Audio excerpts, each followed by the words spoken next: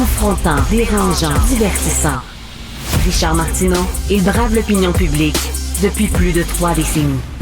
Sophie Durocher, tu veux me parler de la présidente mexicaine? Non.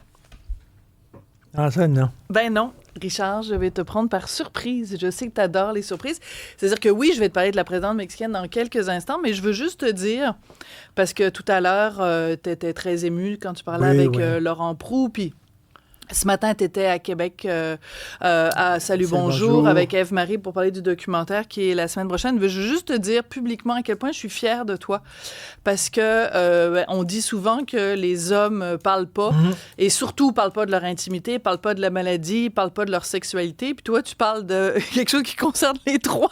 Ta sexualité, ton intimité, ton papa et ta maladie, les 4 réunis, je trouve. Ouais. T'es la seule personne au Québec que je connais. Puis bon, évidemment, t'es mon mari, donc j'ai un petit peu à voir avec ton papa, mais au-delà de ça, mais si je te connaissais pas, ça m'impressionnerait. Je voulais juste te le dire, parce que tu fais œuvre utile, Richard. C'est tellement important. Puis quand les gens vont voir le documentaire, les gens vont comprendre à quel point c'est un message aussi d'espoir que tu envoies aux gars qui ont le cancer. Merci. Hier, tu parlais de Marie-Pierre Morin, qui est porte-parole de l'hôpital d'Arlis. Oui. Il y a des gens qui ont dit elle monétise sa maladie. Oui. Elle profite de sa maladie pour faire de l'argent. C'est-tu vraiment dégueulasse? Quelqu'un qui se met là sous les projecteurs puis qui parle de son intimité comme elle le fait. Comme elle le fait. Elle parlait en plus te faire dire, tu fais ça pour profiter, parce que tu as besoin des projecteurs. Ces gens-là sont des minables, ceux qui ont dit ça, vraiment. Oui, vous lirez ça dans ma chronique dans le Journal de Montréal demain matin. Merci beaucoup, merci. Tu fais souvent ça, Richard, quand on parle de toi, puis ça, tu détournes ou tu prends l'humour, puis tout ça, fait que prends-le. Je te le dis sincèrement, au-delà du fait que je suis ta femme, je pense sincèrement que ce témoignage-là, la semaine prochaine, dans ce documentaire-là, Un crâne dans le pantalon, je pense que ça va faire œuvre utile. C'est excessivement rare qu'il y ait des hommes qui parlent publiquement de ces choses-là sur la place publique. Et il y a plein de gars qui vont se reconnaître, puis il y a plein de gars qui vont se dépêcher d'aller se faire tester, puis plein de gars qui peut-être ont des dysfonctions érectiles et qui n'ont pas le goût d'aller all the way. Et peut-être, après avoir vu le documentaire, ils vont se dire « Je suis donc ben nono, pourquoi je le fais pas? Je vais y aller. » Oui, merci beaucoup. Papa et moi, on te remercie. OK, on verra ça tout à l'heure. Alors, la présidente du Mexique. Ça, c'est moins drôle. Oui, alors, elle est donc présidente depuis l'année dernière, 2024. Puis, tu sais, le Mexique, c'est quand même un pays hyper macho, la culture latino et tout ça. Donc, le fait que ce pays-là avait d'abord élu une femme présidente, déjà, c'était majeur. Donc, au cours des derniers jours, elle se promenait parce qu'elle aime, comme politicienne, faire des bains de foule. Donc là, je vais demander à Sébastien de nous montrer les images et je vais les décrire, évidemment, pour les gens qui nous écoutent à la radio. Donc, il y a quelqu'un, manifestement, qui l'apprécie beaucoup, qui se met derrière elle, qui lui met les 2 mains sur les seins. Oui, vraiment les 2 mains sur les seins. Donc, on peut, vu que les images passent très vite, je vais demander à Sébastien de nous montrer aussi la photo où on voit vraiment un arrêt sur image et le gars a vraiment les 2 mains, une main sur chacune des seins. Tu vois, Alors, Stéphanie, je t'interpelle parce que toi et moi, je pense qu'on a la même réaction quand on voit ça.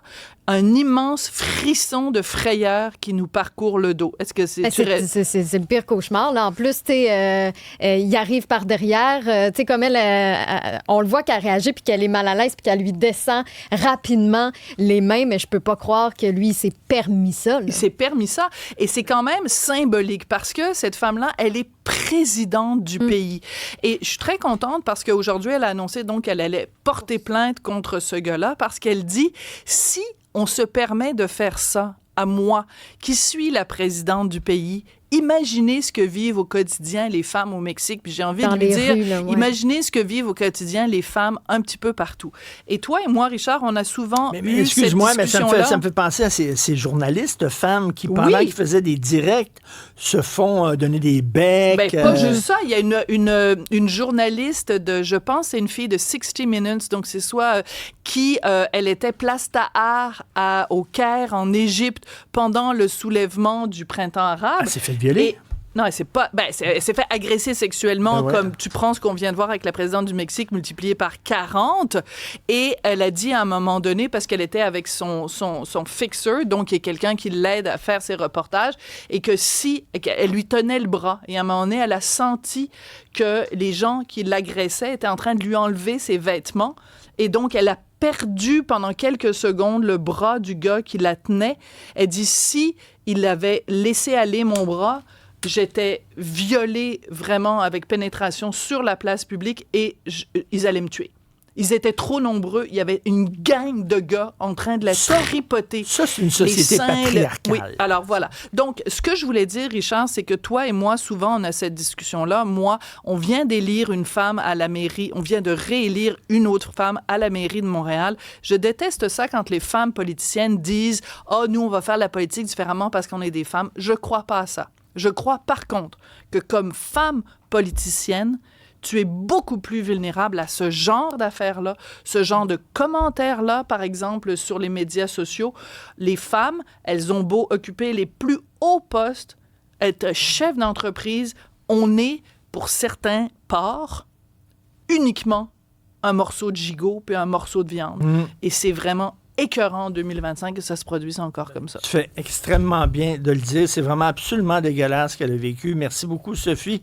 Je veux saluer les 3 gars en régie qui sont durs, fermes, solides, je dirais même turgescents. Alors...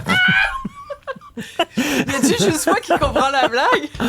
Le metteur en ondes, le réalisateur Sébastien Laperrière, à la recherche Maximile Sayer et Alexandre Moranville-Ouellette ici, à la mise en ligne, l'homme à la voix testiculaire, Fred Bastien et le gardien du temps impitoyable, Maximile Sayer.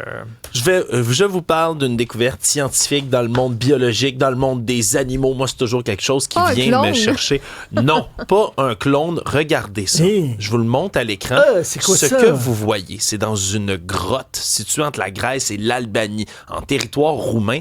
C'est la plus grosse de toutes les toiles d'araignée jamais trouvées sur Terre. On parle d'une toile d'araignée qui fait 106 mètres cubes. Okay? Ça, c'est l'équivalent de la moitié d'un terrain de tennis de toiles d'araignée complètement dense et ça ne s'est jamais vu. Je peux vous montrer d'autres photos. Sincèrement, c'est impressionnant de voir. Là, c'est plus grand, c'est des dizaines de fois plus grand qu'un humain et on se rend compte que c'est 111 000 araignées différentes qui ont tissé cette toile-là dans une grotte où on s'attendait à ce qu'il n'y ait aucune vie. Et pourtant, Stéphanie ne dormira pas cette nuit. Ah non, mais moi, il n'y a aucune chance qu'une araignée se rende jusque-là chez nous. Là. Il y a plein de petits moucherons dans cette grotte-là, puis c'est de ça qu'ils se nourrissent. Et chose encore plus intéressante, c'est 2 espèces différentes d'araignées qui ne coexistent pas d'habitude, qui se sont comme associées pour faire cette toile-là. C'est une première dans le monde animal. Absolument dégueulasse. On se parle demain 3h. Bye.